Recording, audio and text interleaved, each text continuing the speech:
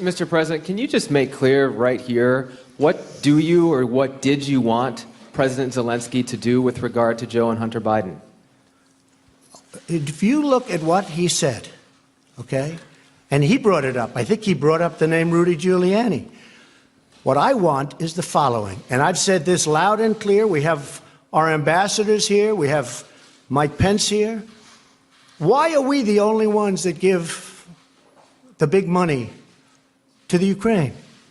We give money to Ukraine, and it's bothered me from day one, and you have plenty of people just here. I say, how come it's always the United States that gets ripped? Frankly, Ukraine, we want to help them.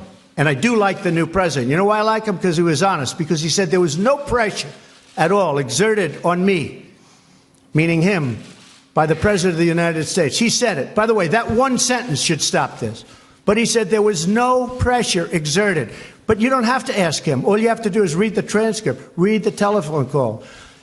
But what I was having a problem with are two things. Number one, Ukraine is known before him for tremendous corruption.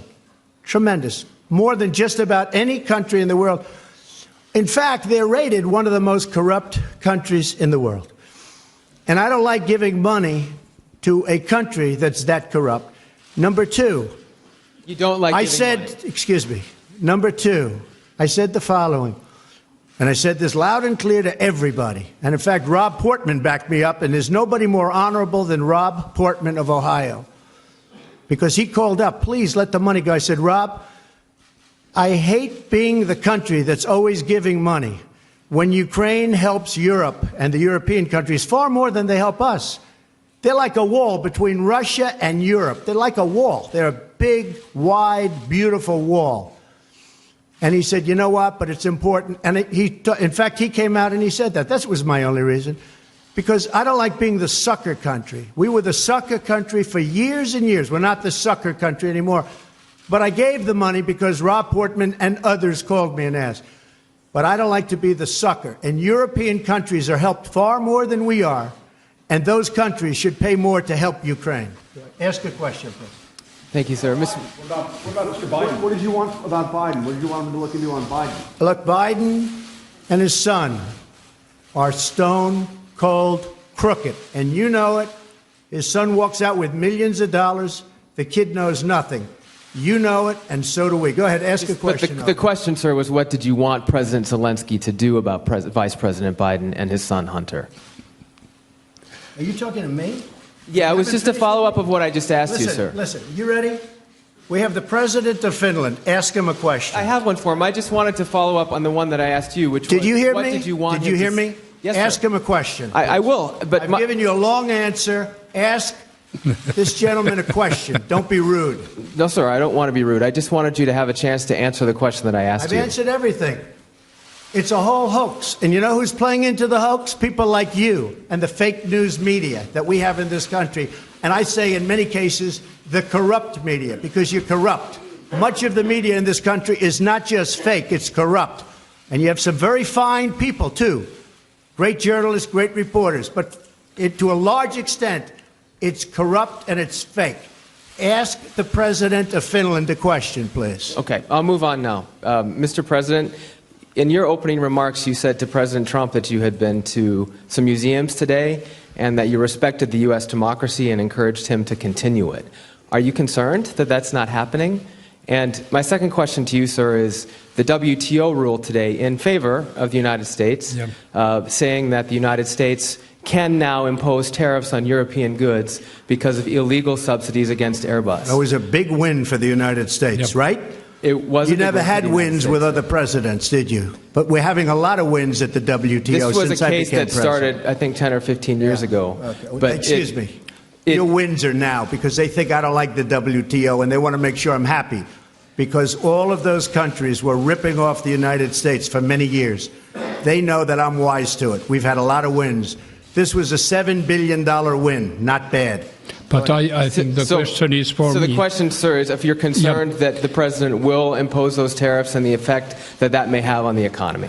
Yes, first of all, when I referred to your democracy, I just wanted to tell that I'm impressed what American people have gained during these decades, hundreds of years, building up a very impressive democracy.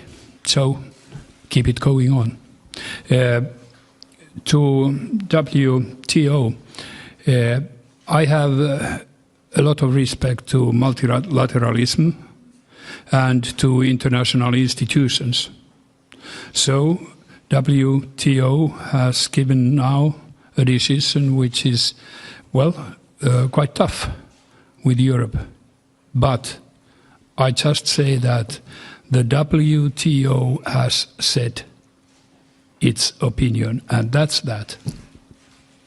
And I just want to finish by saying it's an honor to be with the President of Finland. He's done a fantastic job, very popular, beloved over in Finland. The WTO has been much better to us since I've been president because they understand they can't get away with what they've been getting away with for so many years, which is ripping off the United States.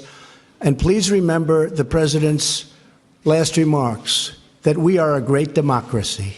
We are the United States is a great democracy. And I'm airing what I'm airing because we are, in fact, a democracy.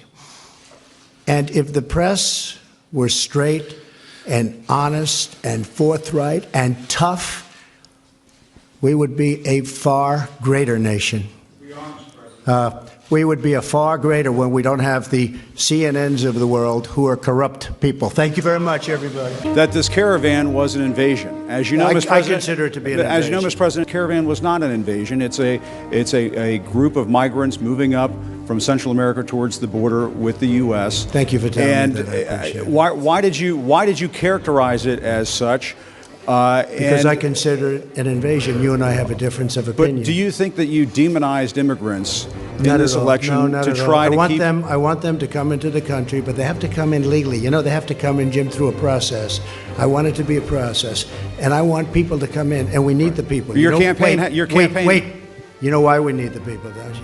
Because we have hundreds of companies moving in. We need the people. They're hundreds of miles away, though. They're hundreds and hundreds of miles away. That's not an invasion. Honestly, you know what? Away. That's not an invasion. Honestly, I think you should let me run the country. You run CNN. All right. And if you did it well, your ratings would be much better. If I may ask one other question, Mr. President. I was going to ask one of the other folks. That's enough. Pardon me, ma'am. Mr. President, that's enough. Mr. President, I had one other Peter, question, if I may ask, on the Russia investigation. Are you concerned that you may have? I'm not concerned about anything with the Russian investigation because it's a hoax. That's enough. Put down the mic. Mr. President, are you worried about indictments coming down in this investigation? Mr. President. I'll tell you what, CNN should be ashamed of itself having you working for them. You are a rude, terrible person. You shouldn't be working for CNN. Go ahead. I think that's unfair. You're a very rude person. The way you treat Sarah Huckabee is horrible. And the way you treat other people are horrible. You shouldn't treat people that way. Go ahead. Go ahead, Peter. Go ahead. In Jim's defense, I've traveled with him and watched him. He's a diligent reporter who busts. Well, I'm not a big fan of yours either. So I understand. To be honest. So let me ask you a question, if I can. You repeatedly said you aren't the best, Mr. President. You repeatedly over the course. Okay, just sit down, please. Well, when you report fake news, when you report fake news, which CNN does a lot, you are the enemy of the people. Go ahead. Mr. President, over the course of the last several days of the campaign, sir, at the end of the campaign, you repeatedly said that Americans need to fear Democrats. You said it would unleash a wave of violent crime that endangers families everywhere. Why are you pitting Americans? Why are you pitting Americans against one another, sir? Peter, what are you trying to be him? No, I'm just asking the question. Let me just tell you. Very simple. Because they're very weak on crime. On the campaign trail, you called yourself a nationalist. Some people saw that as emboldening white nationalists. Now people are also saying I don't know why you'd that say the that. president. That's such a racist There question. are some people that say that now the Republican Party is seen as supporting white nationalists because of your rhetoric. What do you make of that? Let me tell you, it's a racist question. And Mr. President, I want to ask. You know what the word is? I love our country. I do. You have nationalists, you have globalists. I also love the world. And I don't mind helping the world, but we have to straighten out our country first. We have a lot of problems. And excuse me, but to say that, what you said is so insulting to me. It's a very